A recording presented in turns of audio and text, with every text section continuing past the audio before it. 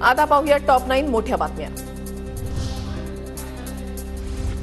पुण्यातील सिंहगड परिसरातल्या निंबासनगर परिसरातील परिस्थिती पूर्वपदावर, पूर ओसरला मात्र चिखल कायम।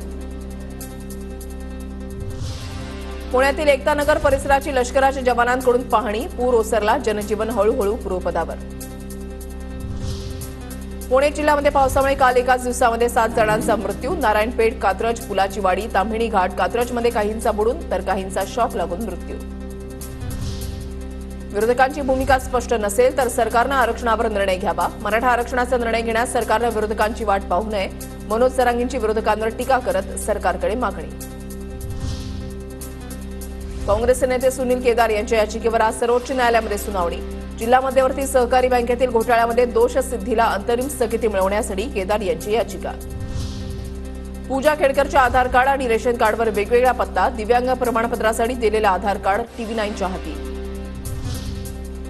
नाशिकहून मुंबई आणि गुजरातला होणारा भाजीपाला पुरवठा 30% घसरला। महाराष्ट्र आणि गुजरातला होणारा 240 टन भाजीपाला आता 165 टनवर येऊन पोहोचला।